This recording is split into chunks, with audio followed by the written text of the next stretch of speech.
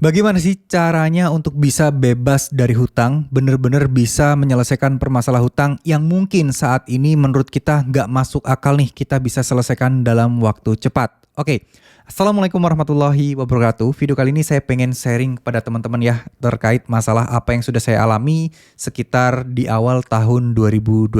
Nah, saat itu saya memang ada terlilit hutang ya. Lebih tepatnya mulai dari 2020-an sih teman-teman.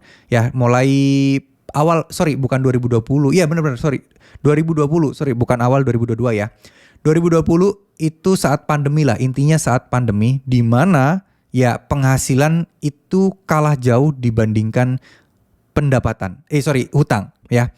Karena ya teman-teman tahu sendiri lah ya pas musim pandemi kemarin banyak yang kita itu dirumahkan, kita itu diliburkan karena lockdown dan lain sebagainya.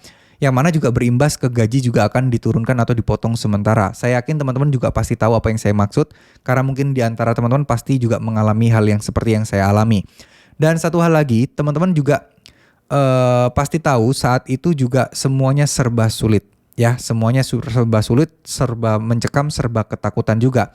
Nah, saat itu memang untuk masalah hutang itu bisa sampai cicilan itu 8 juta sedangkan penghasilan nggak sampai di sana. Nah, apa yang saya lakukan saat itu? Ya, cuman bisa satu, ya pasrah.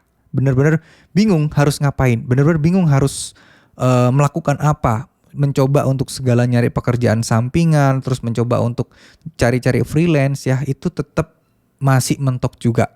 Jadi coba dibayangkan, kalian harus bayar tagihan 8 juta setiap bulannya. Sedangkan penghasilan kalian paling cuma mentok di 3 juta sampai 3 juta 500. Dari mana sisa uangnya? Itu yang saya alami. Dan terus terang waktu itu memang sangat berat, tapi ya saya berusaha optimis dan saya berusaha untuk terus berpikir pasti bisa, pasti bisa, pasti bisa. Dan saat itu memang kebetulan tertolong karena habis mencairkan dana BPJS Ketenagakerjaan. Jadi setidaknya bisa sedikit membantu saat itu. Nah, selanjutnya apa yang saya lakukan? Karena saya pasti mikir dan pasti sadar kan, kalau dibiarkan terus-terusan, ya uang tabungan pasti habis untuk bayar utang, benar nggak?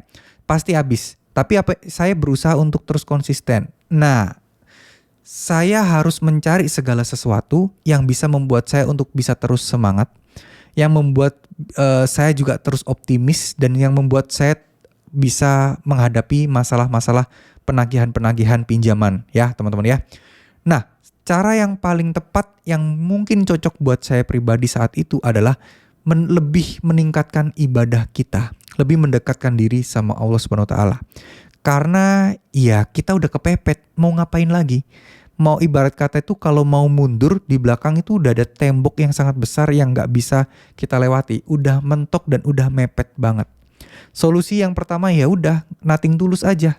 Ya, terus berdoa, terus memohon, terus meminta tolong sama Allah, terus meminta untuk dimudahkan, sembari melakukan segala ibadah-ibadah yang sebelumnya mustahil untuk saya lakukan karena sangat-sangat sulit, yaitu kayak semacam sholat tahajud.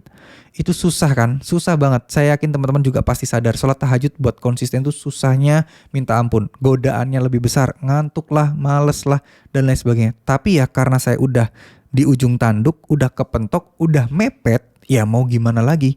Jalan satu-satunya adalah meningkatkan mental saya, meningkatkan semangat saya biar saya bisa fokus adalah ya dengan beribadah tadi, memohon sama Allah, yakin sama Allah, semuanya pasti akan beres, semuanya pasti akan tercapai dan ujung-ujungnya apa? Ujung-ujungnya ya beneran sama Allah dikasih jalan yang luar biasa, diberikan ide-ide yang luar biasa. Salah satunya kayak membangun channel YouTube ini, itu adalah sebuah ide-ide yang mana sebelumnya nggak kepikiran sebelumnya dan bahkan